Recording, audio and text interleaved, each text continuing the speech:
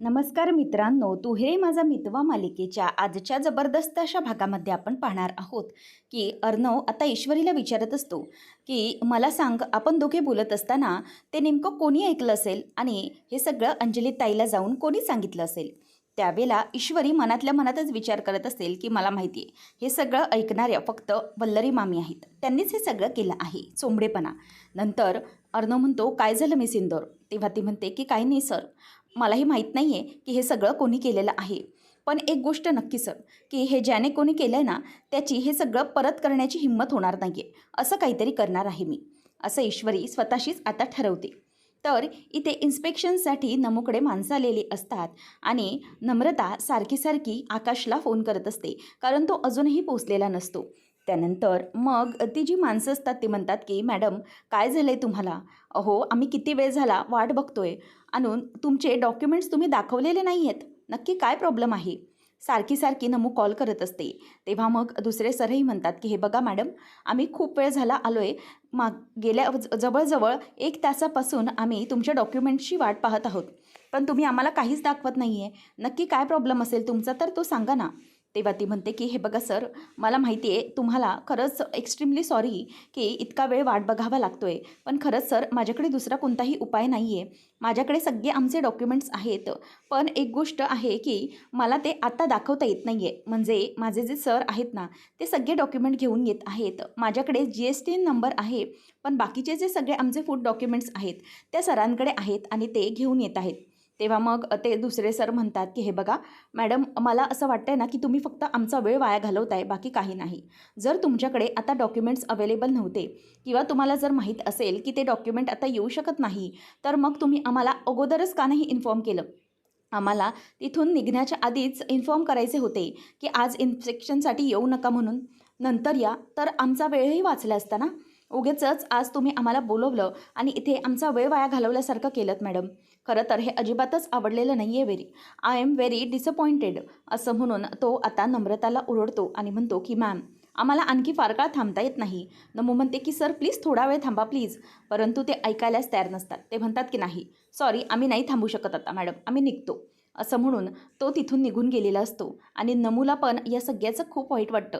या बिझनेस म्हणजे जे काही बिझनेस आहे त्याच्यावरती तिचं वाईट परिणाम झाल्यासारखं वाटत असतं. नम्रता ही खूप खचलेली असते. नंतर ईश्वरी ही समोर उभी असताना मामी पाण्याची बाटली घेऊन येत असते आणि तिचं समोर लक्षच नसतं. तेव्हा ईश्वरी म्हणते की अहो मामी, थांबा थांबा, लक्ष कुठे आहे तुमचं? तेव्हा ती म्हणते की काय गं, काय झालं, अशी मध्ये का आली आहेस? तेव्हा ईश्वरी म्हणते की मामी, एक गोष्ट तुम्हाला सांगायची होती, ते म्हणजे की तुमचं जर काही ऐकताना तुमच्या पायावरून किंवा कुठून कचऱ्याची कुंडी किंवा मातीची कुंडी खाली पडली असेल तर ती उचलून ठेवायची असते आणि मगच जायचं असतं, नाहीतर दुसऱ्याला संशय येऊ शकतो की तुम्ही काहीतरी ऐकलंय. तेव्हा ती म्हणते की एक मिनिट, तुला काय म्हणायचं आहे नक्की? ईश्वरी म्हणते की मला जे काही म्हणायचं आहे ना, ते तुम्हाला अगदी बरोबर समजलेलं आहे, त्यामुळे उगीचच तुम्ही आडेवेडे घेत बसू नका. मला एक गोष्ट सांगा, काय मिळतं हो तुम्हाला हे सगळं करून? तेव्हा ती म्हणते की काय काय बोलतेस तू? ईश्वरी म्हणते की मला सांगा की तुम्ही अंजलीताईंना का सांगितलं जाऊन आतमध्ये? तेव्हा ती म्हणते की ओ, त्याच्याबद्दल बोलतेस तू, म्हणजे तुला समजलं तर की हे सगळं मी केलं आहे? ईश्वरी म्हणते की हो, मला तेव्हा समजलं होतं, पण मला सांगा ना, इतक्या खालच्या पातळीला जाऊन मागण्याची काय गरज आहे आणि इतकं सगळं करण्याची काय गरज काय होती तुम्हाला? तर भावा बहिणींमध्ये आग लावण्याची काहीच गरज नव्हती ना. तेव्हा ती म्हणते की हे बघ, तुम्हाला अंजलीने सांगितलं होतं की त्या बाळाचा चेहराही बघायचा नाही, तरीही मग तुम्ही का गेलं तोंड वर करून चेहरे बघायला? काहीच गरज नव्हती ना तुम्हाला. ती म्हणते की हे बघा, आम्ही काही चोरून लपून काहीही चोरी करायला गेलेलो नव्हतो. आम्ही आमच्या रक्ताच्या भाचीचा चेहरा बघायला गेलेलो. त्याच्यामध्ये काहीही पाप नव्हतं किंवा चोरी नव्हती, समजलं? आणि हे तुम्हाला काही कळणार नाही, कारण तुमचा आणि माणुसकीचा किंवा प्रेमाचा काहीही संबंध नाही.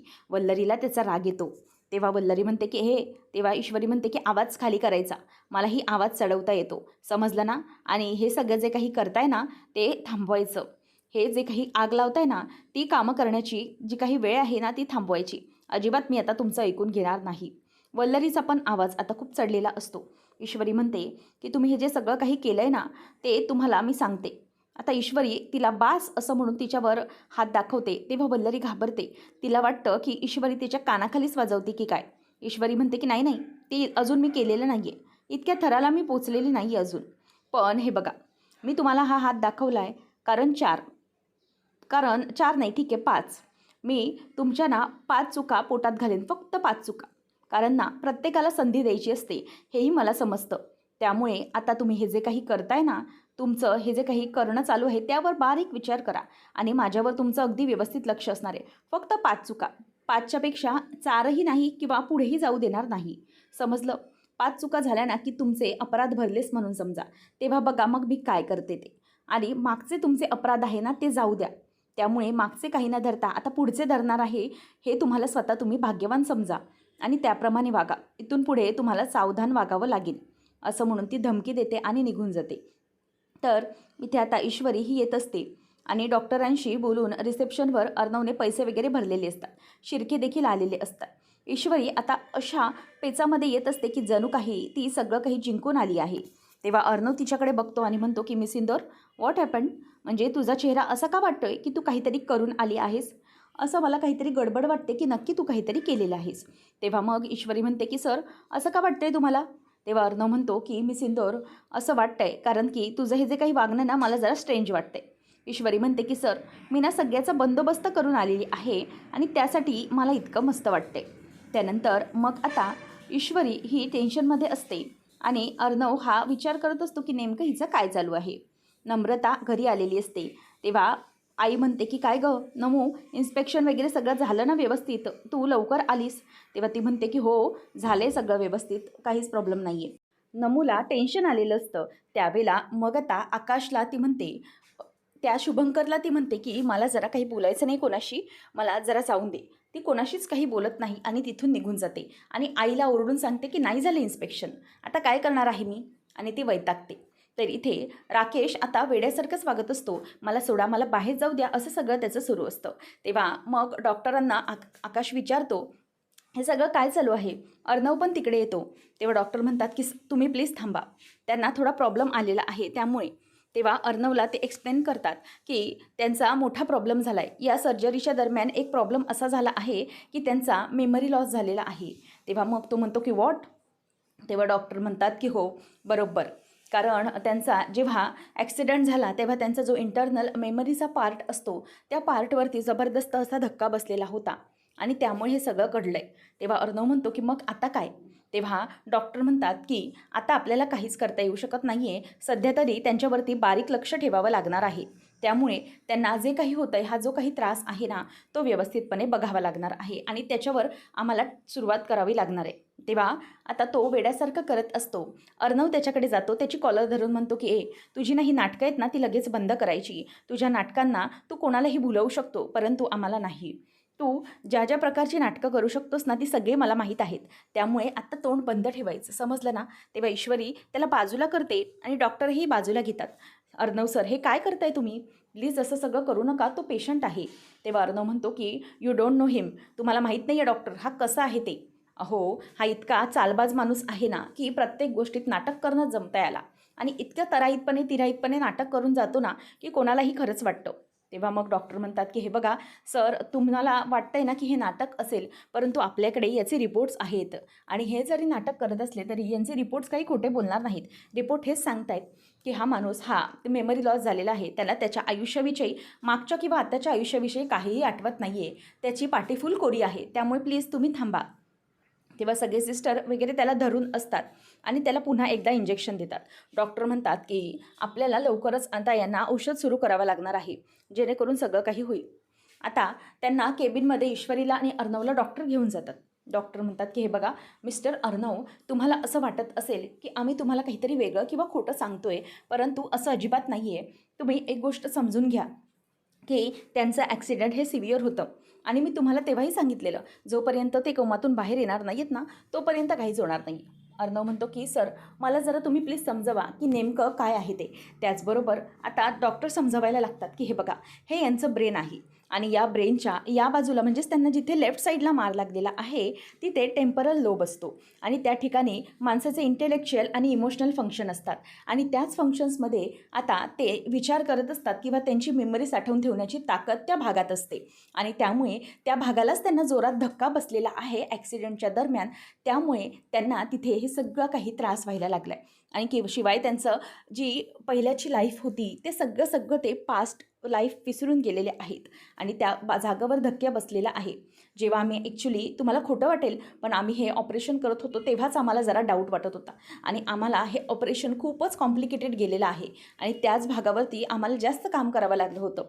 म्हणूनच आम्हाला आता अशी शक्यता आहे की हे जे काही करावं लागणार आहे ना हे जरा खूपच विचित्र असणार आहे. अर्णव म्हणतो की म्हणजे याची मेमरी कायमचीच गेली असं झालं आहे का? तेव्हा डॉक्टर म्हणतात की नो, असं अजिबात नाही आहे. म्हणजे आपल्याला मेडिसिन्सने किंवा काही गोष्टी करून थेरपीज करून त्यांची मेमरी आपल्याला परत आणता येईल. शिवाय मला असं वाटतंय की यांची ज्या आवडत्या गोष्टी होता किंवा यांची जी आवडती व्यक्ती होती तिला जर यांच्यासमोर आणलं किंवा तिला बोलायला लावलं तर कदाचित त्यांच्या मेमरीमध्ये हळूहळू सुधारणा होऊ शकते किंवा हळूहळू त्यांना मागचं काही आठवू शकतं. पण याचाही धोका अधिक आहे की अचानक ती व्यक्ती समोर आल्यामुळे त्यांना त्याचा त्रासही होऊ शकतो. त्यामुळे आपल्याला ही प्रोसेस अगदी झटकन होण्यासारखी नाही आहे. आपल्याला हळूहळू या गोष्टीवर काम करावं लागणार आहे. जर आपल्याला पटकन त्यांना काही असं आपण बूस्ट करायला गेलो किंवा आठवायला द्यायला गेलो तर मात्र याचा त्यांना ताण पडू शकतो आणि पुन्हा ते कोमामध्ये जाऊ शकतात. त्यामुळे तुम्हाला आता शांतपणे मिस्टर राजेश शिर्के या सगळ्या गोष्टींवरती काम करावं लागणार आहे. तुम्हाला असं वाटत असेल की हे सगळं खूप शांतपणे आहे तर ते अजिबात नाही आहे. तुम्हाला स्वतःच्या रागावरती कंट्रोल ठेवावं लागेल. तुम्हाला XYZ काहीही राग असेल परंतु तुम्हाला तो बाजूला ठेवावा लागेल. कारण की ती जी व्यक्ती आहे ती व्यक्ती ही कुठल्या प्रसंगातून जाते हे तुम्हाला समजलं असेलच. तेव्हा अर्णव म्हणतो की doctor thank you so much and sorry for that, कारण मगाशी मी जे काही वागलो ते खूप चुकीचं होतं. डॉक्टर म्हणतात की येस, तुम्ही पेशन्स ठेवा, सगळं काही व्यवस्थित होईल. तेव्हा मग डॉक्टरांना अर्णव सांगतो की मग मी एक काम करतो, सध्या तरी मी माझ्या ताईला त्यांना भेटायला घेऊन जातो, म्हणजे बघूया त्यांचं मेमरी किंवा काही गोष्टी कशा वर्क करतात ते. तेव्हा डॉक्टर म्हणतात की येस शुअर, पण लक्षात ठेवा त्यांच्यावर अतिताण देऊ नका. म्हणजे त्यांना आठवायलाच हवं असं कोणत्याही प्रकारचा तुम्ही त्यांच्यावर दबाव टाकू नका, नाहीतर ते जास्त होऊ शकतं. तेव्हा मग अर्णव म्हणतो yes doctor, thank you very much for the cooperation. त्यानंतर मग आता ईश्वरी आणि अर्णव हे दोघंजणही आता पुढे सगळं डॉक्टरांचं ऐकतात आणि पुढची योजना करतात. तर इथे आता आकाश हा अंजलीला विचारत असतो की दी, तू काही खाल्लेलं नाही आहेस, तुला मी काही खायला आणू का? तेव्हा ती म्हणते की नको, काही नको मला, आणि तसंही इथे हॉस्पिटलमध्ये खूप देतात जेवायला आणि माझी तशी जेवण्याची इच्छा नाही आहे. तेव्हा मग आकाश म्हणतो की दी, पण तुला खाल्लं पाहिजे. तेव्हा अर्णव आणि ईश्वरी येतात. ईश्वरी पण म्हणते की ताई प्लीज असं उपाशी राहू नका, त्याने काही होणार नाही आहे, तुम्हाला प्लीज खावं लागणार आहे. त्यानंतर मग आता अर्णव म्हणतो ताई प्लीज तू काहीतरी खाऊन घे, ते बाळालाही प्रॉब्लेम देऊ शकतं. मग अंजली विचारते की चिंटू तू जाऊन आलास नाही यांच्याकडे, कसे आहे ते, यांना ठीक वाटते का आणि त्यांना शुद्ध आली आहे ना व्यवस्थित? तेव्हा अंजलीचे हे प्रश्न ऐकून अर्णवला पुन्हा एकदा टेन्शन येऊ लागतं की आता पुढे काय उत्तर द्यायचं आहे. तेव्हा ईश्वरी अर्णवकडे बघतच राहते. तेव्हा अर्णव ताईकडे येतो आणि म्हणतो की हो जिजू व्यवस्थित आहेत आणि सगळं काही आहे व्यवस्थित, परंतु तू काळजी करू नकोस, होईल सगळं व्यवस्थित. आता मला भेटायला जायचं आहे त्यांना, असं विचारल्यावर अर्णव म्हणतो की ठीक आहे, तुला आपण घेऊन जाऊया त्यांना भेटण्यासाठी, काळजी करू नकोस. तेव्हा मग अंजलीला स्ट्रेचरवरून त्याला भेटण्यासाठी घेऊन जातात. बाळालाही मामीने धरलेलं असतं. नंतर मग अर्णव हा ताईला घेऊन येतो आणि म्हणतो की हे बघ इथे आहेत जिजू. तेव्हा अंजली ही राकेशकडे बघते आणि विचारते की राकेश कसे आहात तुम्ही, तुम्हाला ठीक वाटतंय ना, तुमची तब्येत तर आता बरी आहे ना? तेव्हा राकेश अगदी तिराईत मुलगी असल्यासारखी तिच्याकडे बघत असतो. तो म्हणतो की सॉरी, मी आपल्याला ओळखलं नाही आहे, कोण आहात आपण? तेव्हा अंजली म्हणते की अहो असं काय करताय राकेश, मी तुमची बायको ना अंजली राजेश भोसले, आणि तुम्ही राजेश भोसले ना, आणि असं का करताय तुम्ही, मला ओळखत का नाही आहे? तेव्हा तो म्हणतो की सॉरी मॅडम, मी तुम्हाला ओळखत नाही, तुम्ही कोण आहात मला खरंच माहिती नाही आहे. आता डॉक्टरही अगदी टेन्शनमध्ये जातात, कारण की अंजलीची ही नुकतीच डिलिव्हरी झालेली असते आणि याचाही तिला जबरदस्त धक्का बसलेला असतो. तेव्हा मग अंजली म्हणते की अहो असं काय करताय तुम्ही, मला ओळखत कसं नाही आहे तुम्ही, मी तुमची बायको आहे हो लग्नाची, आपण किती स्वप्न पाहिली होती, आणि बघा ना माझी डिलिव्हरी झाली आहे आणि आपल्याला मुलगी झाली आहे, मुलगी, तुम्हाला जे काही हवं होतं ना तेच झालेलं आहे, त्यामुळे प्लीज उठा ना, असं करू नका. तेव्हा मग राकेश हात जोडत असतो आणि म्हणतो की हे बघा मॅडम, मी ना तुमच्या पुढे हात जोडतो, मला खरंच कोणी काय कसं आहे ते माहीत नाही आहे, ही मुलगी वगैरे याबद्दल मला काहीच माहिती नाही आहे, त्यामुळे प्लीज तुम्ही उगाच माझ्यावर कुठल्याही प्रकारचा दबाव टाकू नका. तेव्हा तो म्हणतो की हे काय सगळं, आणि मला कळत नाही आहे ह्या सगळ्या गोष्टी मला का लावून ठेवल्यात. तेव्हा तो त्याला लावलेले सगळे वायर्स आणि डोक्याला केलेलं प्लास्टर सगळं काढून टाकत असतो आणि म्हणतो की मला ना हे सगळ्याचा फार वैताग आला आहे, मी ना हे सगळं काढून टाकतो, कशाला हे सगळं नको. आणि तुम्ही सगळेजण कोण आहात, प्लीज दूर व्हा माझ्यापासून, मी तुम्हा कोणालाही ओळखत नाही. तेव्हा अंजली म्हणते की असं करू नका. ती बाळाला दाखवते आणि म्हणते की हे बघा, आपलं हे बाळ आहे आणि तुम्ही आपल्या बाळालाही कसं विसरू शकता. राकेश प्लीज असं करू नका, आपल्या बाळाला तरी तुम्ही विसरू नका निदान, प्लीज राकेश. असं म्हणून ती आता बाळाला त्याच्याकडे दाखवत असते आणि म्हणते की हे बघा, आपली मुलगी तुमच्यासारखीच दिसते बघा. तुम्हाला अशीच मुलगी हवी होती ना, गोड गोंडस, डोळे मात्र माझ्यासारखे हवे होते तुम्हाला, पण दिसायला सगळा चेहरा वगैरे सगळा तुमच्यावर गेलाय. तेव्हा मग तो म्हणतो की नाही नाही नाही, नको नको प्लीज, मला नको, ही माझी मुलगी नाही आहे, हिला बाजूला घ्या, हे बाळ माझं नाही आहे. तेव्हा अंजली म्हणते की प्लीज असं नका करू. अहो आपली ओळख आहे ही दोघांची. तुम्ही बोलला होतात ना की आपल्या घरात आपलं बाळ आल्यानंतर आपलं आयुष्य सगळं काही बदलून जाणार आहे, परंतु तो ऐकायलाच तयार नसतो. तो म्हणतो की प्लीज प्लीज बाजूला व्हा, मला त्रास होतो या सगळ्याने. तेव्हा अंजली पण खूप ऐकतच नसते. तेव्हा डॉक्टर म्हणतात प्लीज तुम्ही बाजूला जा, पेशंटला त्रास होत आहे. आणि पिल्लू पण रडायला लागलेलं असतं. त्यामुळे अंजलीला बाळाला घेऊन लगेच ईश्वरी बाजूला होते आणि म्हणते की ताई प्लीज तुम्ही थांबा, तुमच्या अशा वागण्यामुळे बाळालाही त्रास होतोय, तेही रडायला लागले, प्लीज ताई थांबा. असं म्हणून ती आता तिला थांबवत असते. नंतर मग अर्णव हे सगळं म्हणत असताना डॉक्टर म्हणतात की मिस्टर अर्णव, बघितलं ना तुम्ही, हे सगळं बघितलं आता स्वतःच्या डोळ्याने, त्यांना काय त्रास झाला तो. त्यामुळे आपल्याला त्यांच्यावर आता कोणत्याही प्रकारचा दबाव टाकायला नको. त्यांना त्यांच्या मेमरीमध्ये काहीही आठवत नाही आहे, त्यामुळे प्लीज शांत व्हा. राकेशकडे आता अर्णव बघतच राहतो. नंतर सुप्रियाचं मन हे जेवणामध्ये अजिबातच नसतं. भाजी निवडायची सोडून तू कुठल्या तरी दुसऱ्याच विचारांमध्ये गुंतलेली असते. तेवढ्यातच तिला आठवत असतं की नमू आल्यावर इन्स्पेक्शनसाठी जी माणसं आलेली होती, ती माणसं ही इन्स्पेक्शन करून गेलीतच नाही आणि काहीच होऊ शकलेलं नाही आहे असं म्हणून वैतागून नमू निघून गेलेली असते. तेव्हा शुभंकर म्हणतो की काकू अगं लक्ष कुठं आहे तुझं, आणि इथे ती भाजी दे, मी निवडतो. तेव्हा सुप्रिया म्हणते की हे काय, भाजी तू निवडणार आहेस. तेव्हा ती म्हणते की हो, मला नवलच वाटते बुवा. तेव्हा तो म्हणतो की अगं हो, मग मला भाजी निवडायची सवय आहे, मला इंदोरला भाजी निवडावीच लागायची. मला माहीत होतं की जर मी भाजी निवडली नाही ना तर आई मला जेवणच देणार नाही, त्यामुळे भाजी निवडणं माझ्यासाठी अगदी कंपल्सरी होतं. तेव्हा ती म्हणते की खरंच कमालच आहे हा तुझी, म्हणजे भाजी वगैरे इतकी छानपैकी तू निवडायला लागला आहेस, कमाल वाटते तुझी. तेव्हा तो म्हणतो की हो अगं ते ठीक आहे, इतका काही प्रॉब्लेम नाही आहे, पण तू कसला विचार करत होतीस ते सांग मला. तो म्हणतो सांग, नक्की सांग, काय होतं डोक्यात, कसलं टेन्शन चालू आहे. तेव्हा ती म्हणते की अरे मगाशी बघितलं ना नम्रता कशी वैतागून गेली, तेच विचार करत होती की नक्की काय झालं असेल की इतकी वैतागलेली होती ती. तेव्हा तो म्हणतो की अगं काकू इतका विचार नको करूस त्याच्यामध्ये, तुला माहिती आहे ना की नमूढमू कशी आहे ती, ती जास्त विचार करते आणि होईल शांत थोड्या वेळात. तेव्हा मग नक्की काय झालं असेल, या बिझनेसबद्दलचं काय नक्की मला तेच समजलं नाही आहे. तेव्हा ती म्हणते की अरे ॲक्च्युली असं आहे ना की हा जो क्लाउड किचनचा व्यवसाय आहे ना, हा नमुने नाही तर इशूने उभा केला होता. इशूने अर्णवच्या मदतीने उभा केला होता. आणि नंतर मग जसं इशूचं लग्न झालं ना तसं हळूहळू ईश्वरी बाजूला गेली. म्हणजे ईश्वरीचंही मध्ये मध्ये लक्ष असतं, परंतु नमूच्या हातात आता सगळा व्यवसाय आल्यामुळे त्या मॅडमवरती सगळा जोर आहे आणि त्यातलं तिला फारसं काही कळत नसतं, म्हणूनच ती आकाशची मदत घेत असते. आणि आकाश तिला हवी तशी व्यवस्थित अशी मदत करत असतो.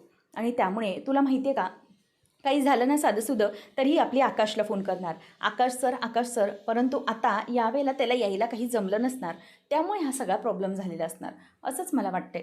आणि म्हणूनच हा प्रॉब्लेम झाला आहे आणि ह्या सगळ्या गोष्टी घडल्या.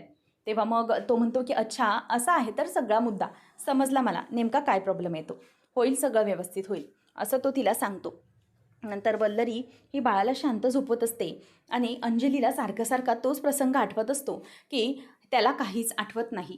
नंतर मग वल्लरी म्हणते की हे बघ शांत हो अंजली, काहीच होणार नाही आहे, तू शांत हो.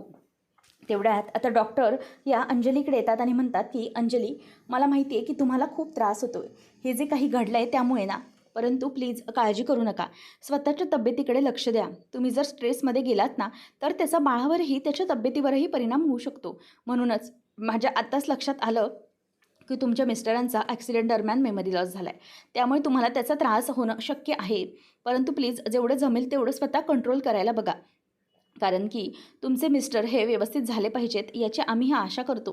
पण तुम्ही धीर सोडू नका, तुम्ही जर खचलात तर ते बघा बाळही खचेल आणि त्यालाही त्याचा त्रास होईल. त्यामुळे तुम्ही स्वतःची काळजी घ्या, जपा स्वतःला प्लीज, असं कुठल्याही प्रकारे चुकीचं वाटून घेऊ नका. मी तुमच्याबरोबर आहे आणि कुठलीही काही गरज लागली तरी प्लीज तुम्ही मला सांगा. इतक्या शानपणे जोगळेकर मॅडम या अंजलीला समजावतात आणि अंजलीच्या डोळ्यात आता पाणी आलेलं असतं. तिला धीर खचू न देण्यासाठी मॅडम पूर्णपणे प्रयत्न करत असतात. तर वल्लरी तिच्याकडे रागानेच बघत असते. त्यानंतर आपल्याला पाहायला मिळतं की अंजली ही टेन्शनमध्ये असताना ईश्वरी आणि अर्णव पण तिकडे येतात. डॉक्टर जे काही तिला समजवत असतात ते ईश्वरी आणि अर्णव बघतात. तेव्हा डॉक्टर म्हणतात की हे बघा, तुम्हाला शांतपणे राहायचं आहे. तेव्हा अंजली म्हणते की मॅडम, खरंच मला या सगळ्याचा खूप त्रास झाला आहे. आम्हाला असं वाटत होतं की सगळं काही व्यवस्थित होईल, परंतु या सगळ्याचा इतका वाईट परिणाम होईल असं कधीच वाटलं नव्हतं. तेव्हा मॅडम म्हणतात की तुम्ही आता आराम करा, मी तुमच्याशी नंतर बोलते. डॉक्टर तिथून निघून जाते आणि नंतर मग वल्लरी ही तिथेच उभी असते. ईश्वरी येऊन म्हणते की ताई, प्लीज शांत व्हा, असं काहीही चुकीचं वागू नका. प्लीज, आम्हाला माहिती आहे तुम्हाला त्रास होतो आहे ते, पण प्लीज स्वतःला आवरा, असं करू नका. तेव्हा ती म्हणते की काय करायचं आहे मी. तेव्हा मग आता ईश्वरीने डॉक्टरांना विचारलेलं असतं की ताईंना आम्ही डिस्चार्ज देऊ शकतो का. तेव्हा डॉक्टर म्हणतात की हो चालेल, डिस्चार्ज घेऊ शकता, काहीच प्रॉब्लेम नाही आहे. फक्त यांचे नॉर्मल रिपोर्ट्स काढते आणि त्यानंतर मग तुम्ही यांना घेऊन जाऊ शकता. ईश्वरी म्हणते की ताई, आपण आपल्या घरी जाऊया. तेव्हा अंजली म्हणते की काय करायचं आहे मी घरी येऊन, सांगा ना मला. इथे माझा नवरा असं हॉस्पिटलमध्ये असताना मी एकटीने बाळाला घेऊन काय जायचं आहे. तेव्हा आता अर्णव म्हणतो की ताई प्लीज असं बोलू नकोस. एकटीने जाणं म्हणजे काय, आपण सगळेजण आहोत ना, आणि जीजू हळूहळू रिकवर होतील ना. तेवढ्यातच आता अंजली म्हणत असते की नाही, मी माझ्या नवऱ्याला घेतल्याशिवाय कुठेही जाणार नाही आहे. त्यांना घेतल्याशिवाय मला कुठेही जायचं नाही आहे. तेव्हा मग अर्णव म्हणतो की ताई, डॉक्टरही आपल्याला म्हणालेत की आपल्याला थोडा वेळ द्यावा लागणार आहे, पण तो काही ऐकायला तयार नसतो. त्याबरोबर अंजलीचं ते बोलणं ऐकून बाळालाही सारखं सारखं रडायला येत असतं आणि बाळही रडत असतं. ईश्वरी म्हणते की ताई, ते बघा, तुम्ही असे वागताय ना म्हणून बाळही रडते. त्यालाही समजते की त्याची आई तकलीफमध्ये. प्लीज ताई, तुम्ही असं रडू नका ना, नाहीतर बाळ पण बघा किती वैतागतंय. तेव्हा मग अंजली म्हणते की आता काय करू काय मी. तेव्हा मग ईश्वरी ही बाळाजवळ जाते आणि म्हणते की प्लीज मला जरा बाळाला घेऊ दे. तेव्हा ती बाळाजवळ जाते आणि म्हणते की पिल्लू, असं करायचं नाही अजिबात, शांत हो, अजिबात रडू नकोस, शांत हो, असं म्हणून ती त्याला आता समजावत असते. तेव्हा मग वल्लरी म्हणते की अंजली, अगं तूही स्वतःला शांत कर. मला माहिती आहे तुला या सगळ्याचा खूप त्रास होतोय, पण प्लीज स्वतःला सावर यातून. तेव्हा आता अंजली हे सगळं करत असताना म्हणते की आम्हाला वाटलं होतं सगळं काही व्यवस्थित होईल, बाळ घरात येईल, आमची लक्ष्मी आली की सगळं घरात सुखसमृद्धीने नांदेल, आमचं आयुष्य दोघांचं सुखाने भरून निघेल, मागच्या काही सगळ्या कडवट आठवणी पुसून आम्ही नवीन सुरुवात करू शकू असं वाटत होतं. परंतु आता काहीच होऊ शकत नाही आहे. यांची मेमरी जाण्यापेक्षा माझीच मेमरी गेली असती ना तर खरंच खूप बरं झालं असतं. मला तरी जी आयुष्यात नको हवी आहेत ती माणसं तरी विसरता आली असती, असं ईश्वरीकडे बघून ती बोलते. नंतर अर्णव हा राकेशजवळ येतो. अर्णव याला माहीत असतं की राकेश ना काहीतरी नाटक नक्की करतोय, म्हणून तो त्याच्याजवळ येऊन म्हणतो की हे बघ राकेश, तुझी ही जी काही नाटकं आहेत ना ती आता ताबडतोब थांबव, समजलं. तू बाकीच्यांना मूर्ख बनवू शकत असशील, परंतु मला नाही. त्यामुळे मला हे मूर्ख बनवणं तू आताच्या आता थांबव आणि लवकरात लवकर काय ते बघायचं आहे, समजलं. त्यानंतर मग आता हे सगळं होत असताना अर्णव हा त्याला म्हणतो की तुला काय हवं असतं तर पैसा ना, आणि मला काय हवं आहे तर माझ्या ताईचं सुख. त्यामुळे माझ्या ताईचं सुख जे आहे त्याच्यातच मी समाधान मानतो. हे घे, हवा तितका पैसा घे आणि लवकरात लवकर हे नाटक थांबव, समजलं. तुला काहीही झालेलं नाही आहे, मला चांगलंच माहिती आहे. हे पैसे घे, हवे तितके घे, याहून जास्तही तुला नंतर देईन मी, पण आता मात्र तुला हे नाटक थांबवावं लागणार आहे माझ्या ताईसाठी. तिला हे सगळं सहन होत नाही आहे आणि आता तिची डिलिव्हरी झाली आहे, त्यामुळे प्लीज तू तिला त्रास देऊ नको. ईश्वरी ही ताईला समजावत असते. तेव्हा अंजली म्हणते की ईश्वरी तू तर शांत हो, तू काहीच बोलू नकोस. तुला माहिती आहे ना काय झालं हे, बघितलंस तुम्ही दोघांनी यांच्यावर जे काही आरोप केलेत त्याचे काय परिणाम झालेत ते तुम्हाला कळणार नाही आहे. तुम्हाला खूप सोपं वाटतं ना हे सगळं, खूपच सोपं वाटायला लागलं आहे सगळं. तेव्हा आता ईश्वरी म्हणते की ताई प्लीज असं काहीही करू नका. मला माहिती आहे तुम्हाला या सगळ्यामुळे त्रास झाला ना, पण अर्णव सर डॉक्टरांशी बोलतायत, नक्की जीजू बरे होतील. तुम्ही नका काळजी करू, आपण जीजूंना घेऊनच जाऊया, नका चिंता करू तुम्ही, असं म्हणून ती आता तिला जराशी समजूत घालत असते. आणि म्हणूनच अंजली गप्प होते आणि बाळही आता गाढ झोपलेलं असतं. राकेश म्हणतो की हे बघ, तुम्ही कोण आहात मला ना प्लीज तुम्ही काहीही सांगू नका.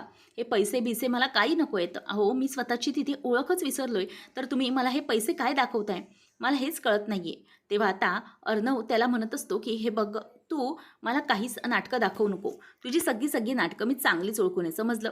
तेव्हा आता राकेश म्हणतो की नाही, मला पैसा वगैरे काही नको आहे, मला फक्त स्वतःची ओळख कळायची आहे. ती ओळखही मला माझी समजलेली नाही आहे. त्यामुळे काही झालं तरीही तू एक गोष्ट लक्षात ठेव, तुम्ही मला प्लीज इथून निघून जा. मला काही नको, पैसा बिसा काही नको, फक्त तुम्ही इथून निघून जा शांतपणे आणि मला गपचूप राहू द्या. असं म्हणून तो पैशाची बॅग तिथे लांब फेकून देतो आणि म्हणतो की तुम्ही निघा इथून प्लीज. मी स्वतःच्याच मेमरीशी झगडतोय. मी कोण आहे, माझं काय भविष्य आहे, मला काहीच माहिती नाही आहे. त्यामुळे प्लीज प्लीज तुम्ही इथून निघा आता. मला याचा प्लीज त्रास तुम्ही देऊ नका आणि मलाही तुम्ही त्रास द्यायला लावू नका. निघा इथून प्लीज निघा. मला हे पैसे बिसे काही नको आहे तुमचे. आता राकेशकडे अर्णव बघत असतो आणि राकेशला तो म्हणतो की हे बघ, तुझी नाटकं आहेत नाही, फार वेळ टिकणार नाही आहेत ना, समजलं. त्यामुळे मी तुला आत्ताच अल्टिमेटम देतो, लवकरात लवकर सुधार, नाही तर बघ काय होऊ शकतं ते. आता अर्णव हा त्याला समजावत असतो, परंतु राकेश काही पैशांचं देखील ऐकायला तयार नसतो. तो गप्पच असतो. अर्णव त्याच्याकडे रागाने बघतो आणि बाजूला निघून जातो. तर इथे राकेशला काहीही सुचत नसतं. तो तिथल्या तिथेच गप्प असतो. काही त्याला कळत नसतं. नंतर मग तो म्हणतो की हे सगळं काय लावलं आहे मला. आता सलाईनचे वगैरे जे काही पॉईंट्स असतात ते देखील तो जोरात खेचून काढून टाकतो. अर्णव बाहेर निघून जातो.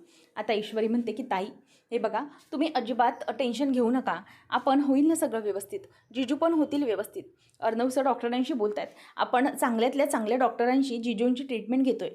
त्यामुळे औषध आणि पाणी सगळं काही व्यवस्थित होईल आणि जिजू पण बरे होतील. ईश्वरी आता विचारते की काय झालं का. तेव्हा अर्णव तिला काहीच झालं नाही असं समजावतो. त्यानंतर मग आता इथे ईश्वरी ही ताईकडे बघतच असते. तेवढ्यात सिस्टर ओरडत ओरडत येते की एक प्रॉब्लेम झालेला आहे. तुमचा जो पेशंट होता ना राजेश भोसले, ते त्यांच्या रूममध्ये नाही आहेत, ते कुठेतरी निघून गेलेत वाटतं. असं आता म्हटल्याबरोबर अंजली आणि बाकीच्या घरातल्यांना सगळ्यांना धक्का बसतो. अंजली म्हणते की काय, कुठे गेलेत राजेश? अर्णव प्लीज शोध त्यांना. पुढच्या भागामध्ये आपण पाहणार आहोत. राकेशला शोधत शोधत ईश्वरी आणि अर्णव निघालेले असतात. अर्णव म्हणतो की मी सिंदूर, तू तिकडून जा, मी इकडून बघतो नेमकं काय प्रकार आहे ते, आणि जर काही मला तो कुठे दिसला तर प्लीज मला कॉल करशील. ईश्वरी म्हणते की ओके ठीक आहे. दोघंही त्याला आता सगळ्या बाजूने शोधत असतात. ईश्वरी म्हणते की हां सर, तुम्ही या बाजूने जावा, मी इकडून जाऊन बघते. अशा प्रकारे दोघंही त्याला आता शोधायला लागलेले असतात. राकेश हा कुठेतरी रस्त्याच्या वेगळ्याच बाजूला जाऊन कुठेतरी फिरत असतो. त्याला स्वतःची ओळख नसते. तो इकडून तिकडून फिरतच राहिलेला असतो. तेवढ्यातच अर्णव हा राकेशला बघतो आणि ईश्वरी दुसऱ्या बाजूने राकेशला शोधत असते. राकेश रस्त्याच्या मध्यभागी उभा असतो आणि जसं त्याचं ॲक्सिडेंट झालेलं असतं त्याच प्रकारे तो मध्यभागी उभा राहून समोरून एक टेम्पो येत असतो आणि त्या टेम्पोकडे तो आता घाबरत बघत असतो. तो टेम्पो पाहिल्यानंतर आता राकेशला जबरदस्त असा भीती वाटायला लागते. अर्णव आणि ईश्वरी पण त्यावेळेला राकेशला बघतात. आता हे सगळं होत असताना राकेशचं पुन्हा एकदा अपघात होऊन त्याला पुन्हा मेमरी येणार आहे की नेमकं पुढे काय घडणार, पाहणं रंजक ठरेल. अशाच अपडेट्ससाठी चॅनलला सबस्क्राईब करा. धन्यवाद.